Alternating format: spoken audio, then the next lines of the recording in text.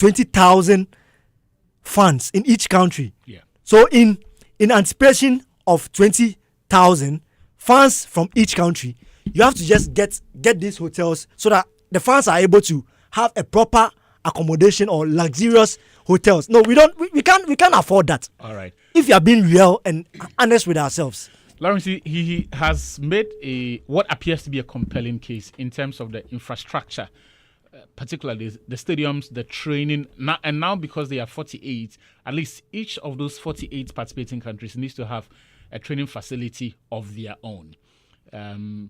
So if you are to spread the countries across evenly, so you're looking at Nigeria housing about between 16 to 20, Cote d'Ivoire 16, Ghana also 16 for the 48 countries that will be hosting the World Cup in its current format. He has also spoken about transportation and how the rail network, the road network, and water transport systems simply do not exist. He's also spoken about accommodation and the level of investment that it will take.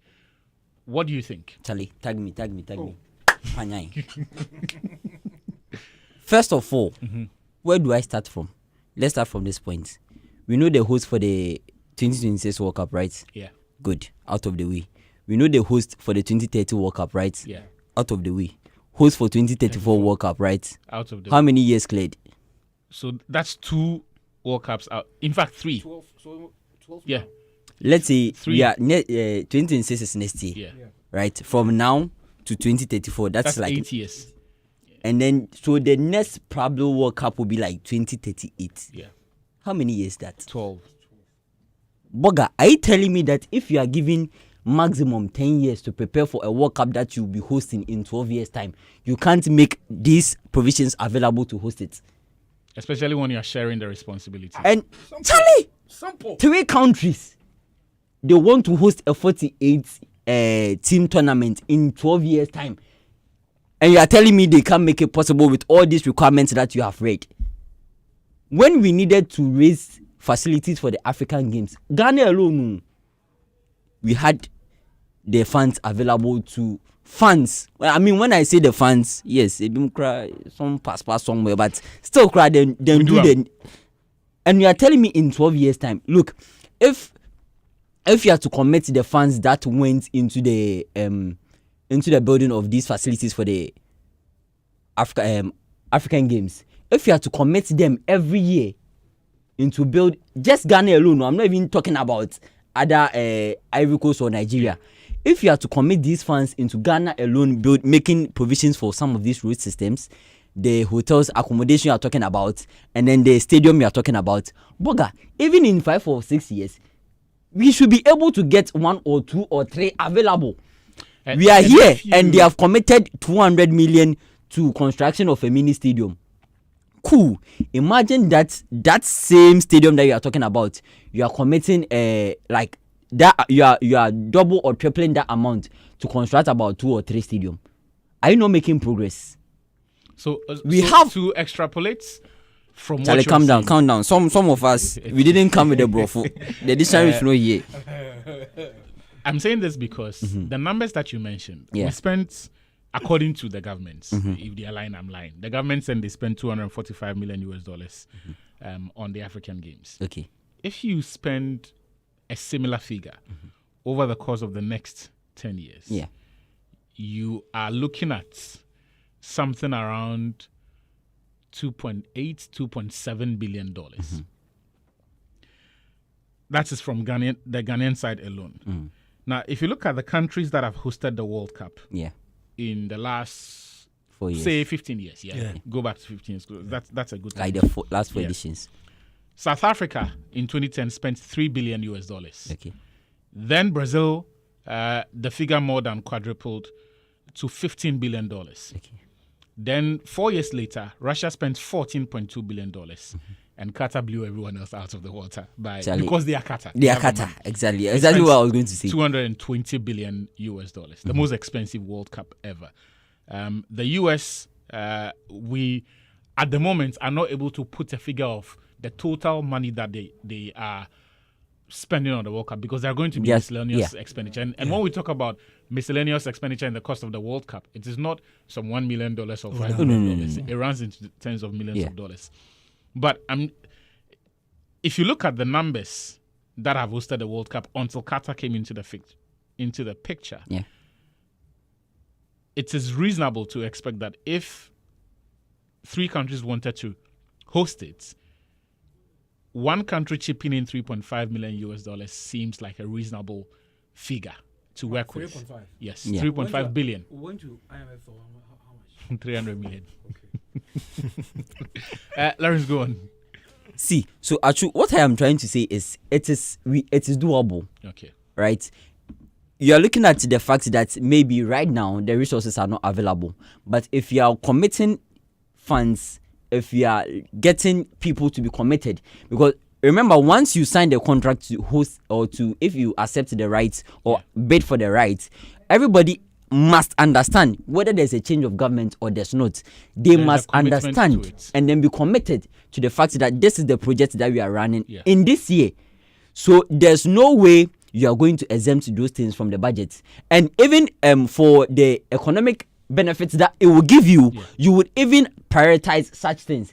It is actually the reason why I feel when the minister makes this point, maybe you sit afar and you are looking at next 1 or 2 years, but get to understand that the next 3 editions of the World Cup already been given away. So there's ample time and there's enough time for them to maybe sit as a country, deliberate over this and think, oh, look, there's 12 years or there's 10 years to go. This is something that we can do.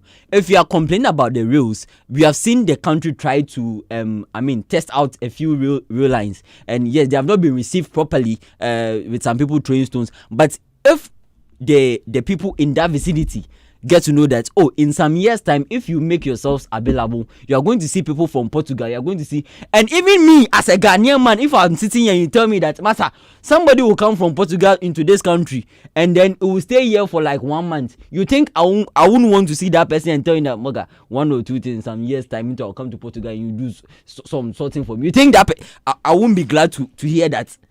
So business connections. Exactly. It creates a whole lot of avenues for Ghanaians, for Nigerians, and even as African, you will be proud that, oh, yes, Morocco did it, but they did it with Europeans. But we are doing it as West Africans.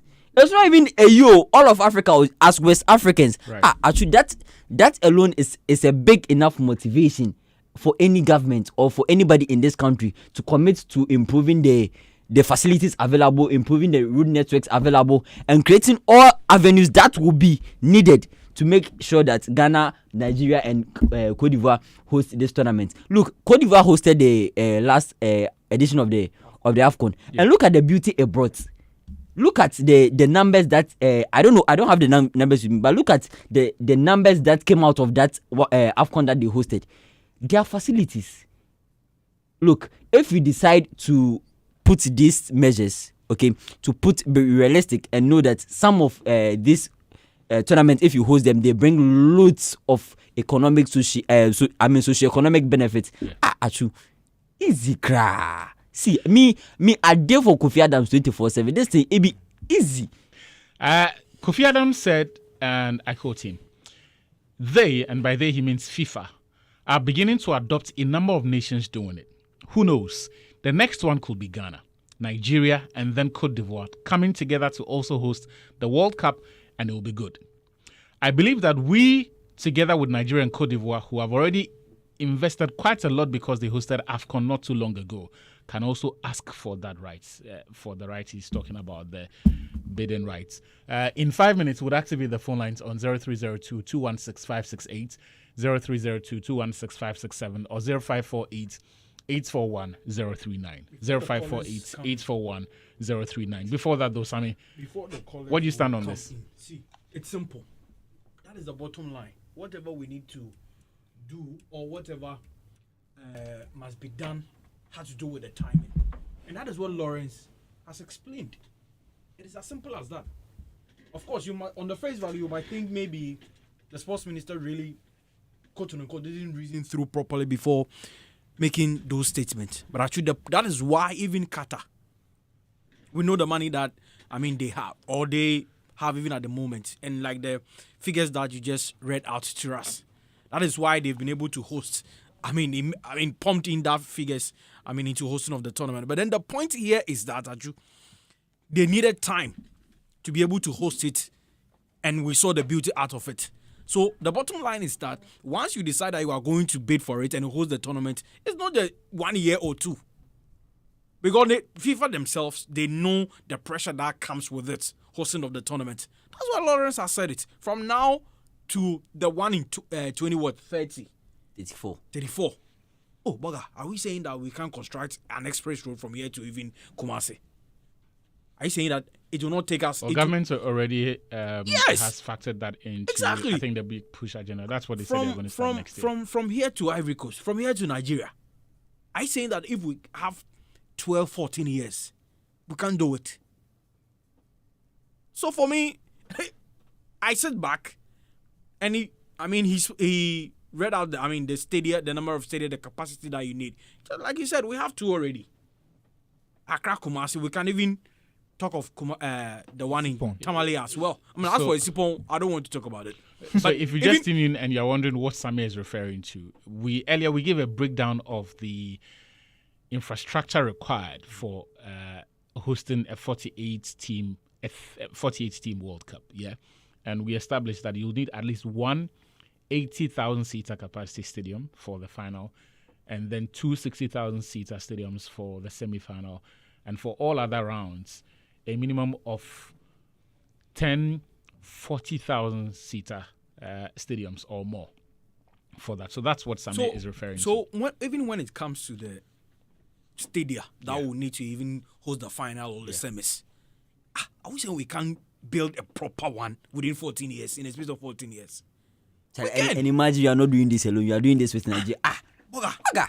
So for me, I think we just have to look beyond. See what the minister said. Everything on this earth is possible. Whoever put your mind to it. Oh, Boga. Morocco is doing it. Of course, we can't compare ourselves with Morocco. But I'm saying that down here, it is not only... Hold on. It is not only Ghana doing it, together with Nigeria and Ivory Coast. Look at the facilities that, Ivory Coast, they have. Nigeria. And you spoke about even the figures, the numbers. We can't perhaps equate the numbers Qatar injected into hosting of the World Cup. Nobody can. Yeah. But then among Saudi Arabia. Yeah, of course. But among ourselves, we can share the figures among ourselves. And are we saying that if we show those figures, Ghana, Nigeria, Ivory Coast, we can't host the World Cup? Come on. Let's limit ourselves to 12 years. All these requirements, are you saying that we can't meet them in 12 years? Boga, we can host it. We can. The sports minister need to really has made a very good point. I think that we can, given the number of years that we have. Oh, come on, Boga. We can do it. Why not? Longevity alone is as convincing that as the longevity argument is. I'm sure you know that it takes more. Yeah, it takes more. But let's take the phone calls now. Give us a call on 0302-216-568, 0302-216-567, or 0548-841-039, 0548-841-039. Give us a call. And I would like to know what you think of this call from the sports minister that Ghana can and should consider hosting the World Cup together with Nigeria and Cote d'Ivoire. Seeing as this time around FIFA is open-minded to the possibility of that triad acts. Good afternoon. Good afternoon, actually. What's your name? Where are you calling us from? This is Dominic from Medina. Dominic, where do you stand? No, me, I want to... The guy we start the program, no. The way he talk, for me, I didn't like it at all. He said the person will be your father. He can born you. But if you want to talk, you people, we learn things about you people. So if you come and sit there, don't be insulting people just like that. You speak your mind, but I cannot do this thing so that they say, people, what do you call the Gen Z, they are not doing anything. You have to learn so that this station, the station I take group, do the station. I'm not a football fan, no. Sort of music. So if people have to do something so that everybody will like the station, so that you like your program too. Actually, where you hear? Yeah, I hear you. Yeah. Thank you very much. So that feedback is always welcome. But please, next time when you call in, please turn down the volume on your radio set here or step away from it so we can hear you more clearly. Let's take another caller on the line. Your point is very much well noted from Dominic from Medina. Let's take another caller and get to know what you also think on this matter. Good afternoon. Good afternoon, Atsu. What's your name and where are you calling us from? It's Collins from Gwichli. Collins from Gwichli. Charlie, it's been a while. It's been a minute. Where have you been? Yeah, Charlie, I had to take a back seat for a while and go and rest small. You know, AFCON is coming. More pressure for the boys, so Charlie. Yeah, but we're back. Thank you for also being part of the show as always. What do you stand on this matter? Our minister is not serious, actually. We compare ourselves. What Fufodin said that Dominic has come to tear him some warning. No? Please, all of us, we are. You see, all of us, we are very, very reasonable guys. You see, this today, I want us to listen to our elder brother. He has advised us, and we need to take it in good faith. Thank you very much. Okay, I apologize for saying it's not yours, but we don't side with him. Thank you. Go ahead. Morocco had a plan, and they executed like nicely, but we are now come to make a plan, and we don't even have the facility. Maybe Nigeria, he mentioned Nigeria tells everything because Nigeria, they will kidnap people. We all know what's happening in Nigeria now.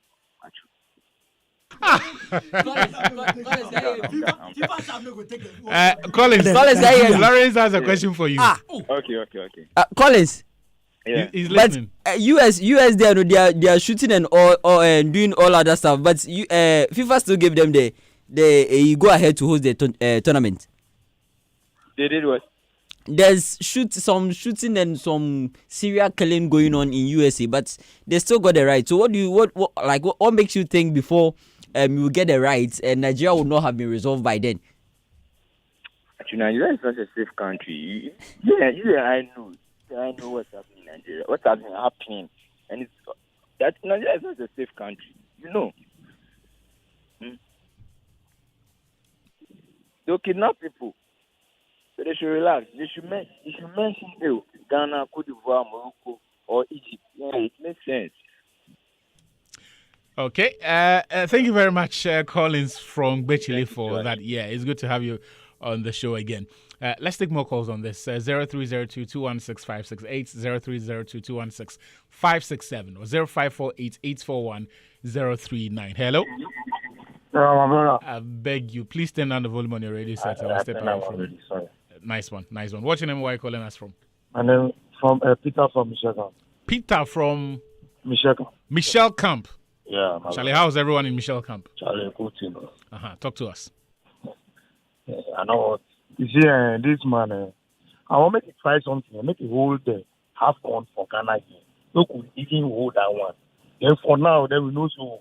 Charlie, we go feel hold World Cup. Half concept we know go feel hold. Now we can't talk about World Cup. Take three countries for which road? Where would they take with that place? Peter, so you think between now and the next 12 years we cannot host an AFCON? How many years when another country for Ghana here? You know, be 8 years. Why they see 12 years like Peter, how did we get here? Another 8 years. What do we see for Ghana here? 8 years. If we add 4 years, it'll be how many years? It'll be 12 years. Charlie, 12 years not be. If you don't stand where you go see 12 years like 50 years. So now 12 years, they're like 3 months. Where do you go to do the stadiums? They're building how many years they will build the stadium? They just want to chop money where they won't bring that suggest. The money they want to chop. Make we try hold AFCON. If in our league self, Premier League self, make it come all the teams to come Accra here can play. Even Galas FC, they will go to Ghana. All the teams supposed to come Accra here. Make we try that one self and see. Before you are talking about World Cup. This your Accra was still Messi or Ronaldo for can play ball for you. Our own self, they know they play. It's just a joke, my brother. Peter, you kill my vim. But no.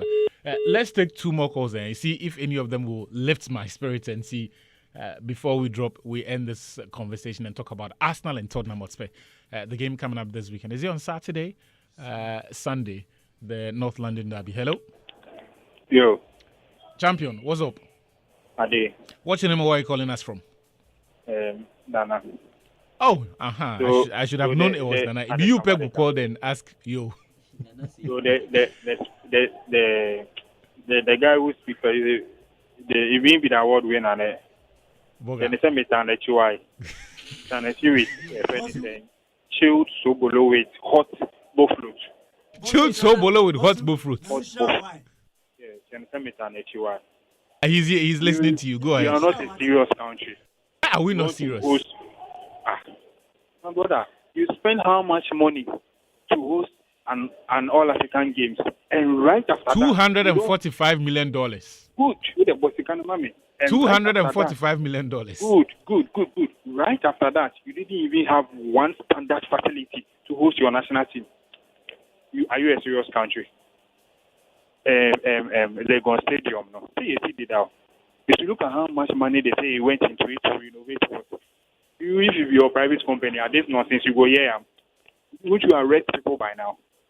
And right after that, if a supervisory body comes and says that your facility is not up to standard, after signing this money, you are not a serious country. You want to go and collect World Cup, and you behave like you are serious. And after that, all the things will rot again. It's not waste of money. So maybe let's say that fine. We got it, and we did all the right things in these 12 years, and we finished. Oh, people came into the country, we benefited. The aftermath, Ghana do not have a proper record of milking things, of making things sustain for us to benefit. We don't have that record. And yes, Anka, this wouldn't be our state. If we are serious and we started doing something proper and we are going somewhere, that is when we are having this conversation with me. I'll say, oh, yeah, we're already on the right path later. So if this is coming, at least it makes a lot of sense. You are not serious. You want to work up for my use, so you come and waste my money again. My tax again. Because that's what they've been doing. That's what they've been doing. And after they will say, oh, we are setting committee. Hey, first speaker, don't mind anybody. So far as you are not insulting anybody, you can't tell us anything. If you have somebody is being insulted and somebody is here, that one is a different issue. But so far as nobody is being insulted, you can't tell us anything. You have to call us and say, you do know my age. Stop One Academy. Nana, thank you very much. Yeah. Master, Nana, make you no believe Nana. Nana said he will come and do the Anacrantin show at the Joy Sports Invitation. Nana didn't show up. Nana, you have to redeem yourself. You say you come and see the team at the Joy Sports Invitational and shake hands and take pictures with the boys. Look, we have 10 minutes to check out of session because we've got Sports Now on Joy Prime to be on. We'll take the conversation there. You don't worry. In fact, today we'll break protocol on Joy Prime. We'll activate the Zoom lines, yeah, so that I want to see you. The people who send messages into the show today, I want to see you. We'll take the calls on Zoom so that you call via video and then we have that conversation. But yeah, that's it for the World Cup. Hey, Charlie, but people hit up power.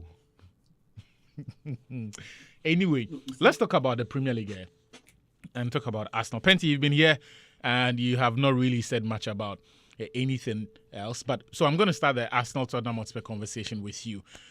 It's a big game in prospects. A lot is expected of Arsenal to bounce back from that draw with Sunderland. But for us here, our focus is on Mohamed Kudus. There is no indication that he's not going to be available for Tottenham Hotspur on this one. Not to cut you. Before the game against Manchester United, before the international break, Thomas Frank confirmed that he's going to be available. But we are yet to hear from him. Yeah. Probably tomorrow he speaks to the media tomorrow, and then we can get to hear from whether he's Penty, big game for Spurs and Mohamed Kudus especially. Yeah, I think as whether he starts or not, he has been one of the key players for Tottenham Hotspur this season. Yeah, providing 4 assists in the Premier League, and the way Thomas Frank plays, he needs that focal point up front, and Kudus has given that in terms of the wing play. and bringing in a lot of pace, injecting a lot of pace into the attack. But without Mohamed Kudus, they're finding it difficult to control their games. And with Mohamed Kudus back into the team now, I think they can even control it better now. But with what we've seen from Arsenal this season, it's going to be very difficult for Tottenham Hotspur to go into that game and maybe at least even get a point, because Arsenal are a different side this season. They are more focused, determined, and looking at even what we saw against Sunderland, they came from a goal down and went on to score 2-1. Then in the 9 minutes of the game, Bobby scored that goal. So clearly, Arsenal are a better side. Mohamed Kudus and Tottenham Hotspur are going to find it very difficult to break Arteta's side down.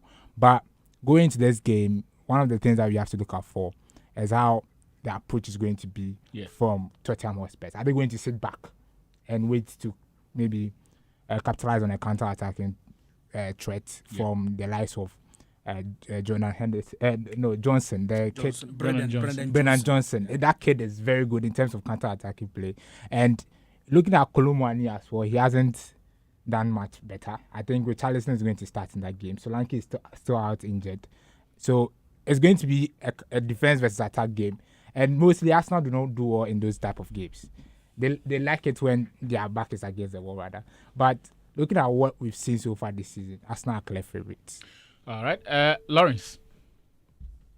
Atsu, see, people speak highly of this Tottenham side under Thomas Frank. Yes, he had a good moment in his first few weeks. But then I think in the last 3 games that they've played in the Premier League, I take away the Premier League because in the Champions League, I mean, they had a good results in their last game, so it was quite good for them. But then, if you look at the Tottenham team, you are able to identify certain loopholes anytime they have played. The creativity hasn't been there. It's always telling. The very moment they have had one of Van der Ven or Romero go forward, the back line is very shaky, and that is where I feel Arsenal will win the game from, because they are that kind of team that is able to find spaces when there are loopholes in your team. I watched that game between Tottenham and Manchester United. I'm looking at the mentality of Tottenham playing against playing 10 men against playing 11 against 10 against a United side that had lost its striker. And so Arsenal are that kind of team that do not play with a focal point, because Gyökeres is out at the moment. As to whether he will be available for this game or as to whether he will start, that is out of the business. But Mikel Merino gives them that opportunity of attacking teams without playing necessarily as a 9. Comes from deep, makes late runs into the box and is able to attack it because he's very good aerially. So if I'm looking at this Tottenham side, I thought they are going to find it difficult against this Arsenal side, especially with set pieces to a similar fashion they considered again in that game against Manchester United. So look, you can talk about Tottenham attacking every now and then, but then the quality Arsenal have had, Arsenal might be struggling with some injuries during the international break. I thought the biggest loss will probably be Gabriel Magalhaes, who has been one of their go-to person as far as set pieces is concerned. But then if you look at the Arsenal team, you can tell that they are a much improved side last season compared to this season. I thought they have the upper hand over Tottenham heading into this game, and then should be able to take the maximum points against Tottenham. Yeah, we'll activate the phone lines again in 5 minutes before we end the show. But for Foden, you're Barcelona. Why are they corrupt like that? How are we corrupt? Have you seen the Lewandowski story? No. Have you seen the? That one there. What are you explaining? Have you seen? Wait, your microphone is off. I asked you. Have you seen the story? I've seen it. Okay. What is the story? Well, the report is that he was asked. The book is there. The book is there. So don't say it's a report. There is a book. Okay, the author mentioned that Lewandowski was asked not to score in the other game, so that the last 2 games when they wrapped up the league title, so that we wouldn't pay something to Bayern. Add 2.5. Yeah, 2.5 add-on. No, wait. Let me tell the story. No. I gave you the chance. You don't want to tell the story. Keep quiet over there. As the story goes, Robert Lewandowski in the 2022-23 season, after Barca had wrapped up the league, I think with Xavi, was the coach at that time. There were 2 games to spare or so. He had scored 23 goals. Now, if he scored one more goal, they would have met the threshold required per the contracts with Bayern Munich. The agreement that they signed for the transfer of Lewandowski, if he scored a certain number of goals or more, Barca was supposed to pay a certain amount of money in add-ons to Bayern Munich. Barca realized that Lewandowski had met the threshold, so if he scored one more, they have to allow cash outs to Bayern Munich. And so, as the story goes, Barca reportedly told Lewandowski he shouldn't score again until the end of the season. Classic definition of sports fixing, if I ever saw one. I think it's business. See, it's business. It's business. No, wait. No, Sammy, wait. You can say that it is business, but you cannot deny it is sports fixing. You can say that, but it is business, but it is also sports fixing because that is what sports fixing is. No, but once it is allowed in the game, No. Oh, I can give you 3 examples. Sammy, wait. He's the one I asked the question because he be everyday guy now, more than a club. Then say president they sit they stands inside. Lewandowski the goal scores. Oh no, mini choice. The man, I mean yo. I'm like, hey, allow the player to score goals. I don't know. Now when the news is always about now Barca, I understand why always Laporta was shouting whenever no, If Barca doesn't make the news, how can we be able to sit here and then talk about it? You think it's Barca, bro? You're talking about a club more than a club. Wait. It's business. You won't bully us. Wait. Into very. No, why? How can you say the shameless? Wait. In that season here, Barca was struggling. See, the long and short is a Muniska. No, exactly. Muniska, You're right. You will scar, but then no, you didn't share bank. What are you talking about? No, Scar. Yes, stadium. They broke a crab, but then you said in this car. No, Scar. We had money. Don't follow him. This guy. There's nothing like partial brokenness. We're partially. If you are broke, we were partially broke. That's the truth. Actually, let me just give you an example. Then you bring in the college. Let me give you this one to everybody calling. To everyone who will call. When you call, I want you to tell me if you know anything like partial brokenness. Of course, there's a difference between me who cheer me, me nibi, me here. Basa. Na Barca who train. Charlie. Na Barca nye. I'm giving you just an example. Just one that we can bring in the college. You know when Man City brought in Kosanov? Yeah. He was being asked to play just 10 games. Yeah. Right? And then Man City will allow cash out to RC Lund. That guy played 9 matches. They don't play him again. Even Darwin Nunes. Man City. Hold on. Even Darwin Nunes from Liverpool. From Benfica to Liverpool. Yeah. First season, he was supposed to play a certain number of games, and then Liverpool will pay some money back to Benfica. But if the player is not getting me goals, won't I bench him? I spoke to you about Kusanov. You didn't say anything about Kusanov. Just 10 games. So why didn't you allow them to? They needed to give him rest. In both situations, players on one In both situations, players on one side. You have to stop this. See, they're Arsenal fans. But a very quick one. On Arsenal Spurs game. See, if this game should have been played before the international break, I would have said Arsenal would have lost. Yeah. Drop points or lost? No, they would have lost. Why? Because the game against Sunderland, you saw how they were panicking. I've never seen Arsenal in that situation before. And there's one thing about Spurs. Lawrence clearly highlighted that the creativity is not there. The best game I've watched them play under Thomas Frank has to do with the game against Manchester City and Etihad. And since then they've not been the same. That was a long again. time ago. Yeah, and since then they've not been the same again. But one thing about them, when they are playing away, they perform incredibly well. But at home, he's just won just the game at home. Okay. All their Premier League wins have come away. Let's take calls now. We have to end the show in worrying. 4 minutes. So let's take a few calls on 0302-216-568, 0302-216-567, 0548-841-039. If you're an Arsenal fan, I'd like to get your predictions for this weekend's game. If you're a Chelsea fan, you can also call in and let's share your thoughts. Let's hear your thoughts on that one. The Barcelona fans, the people who always they are pontificating piety, and more than a club, and Barcelona, say na sports fixing on the side because you. Oh no! Don't score! Oh no! Hey, sometimes you be watching a Barca match and you can see Laporta Nukomuntini. He's shouting. No. Hello. Yo. Yeah. Nana. Yo. Talk to me, Charlie. Predictions on the Barca one. Me, I'm a Barca fan, but right now our name is Broklo now. Charlie, see, I don't feel you pass. Matter. Our new name is Broklo now. You meet brother. Lokwene and one no. Yeah, around the bush cry with it. If your time goes on, and I am a big settle down, they are fine. But as it stands now, with my brother, Broklo now.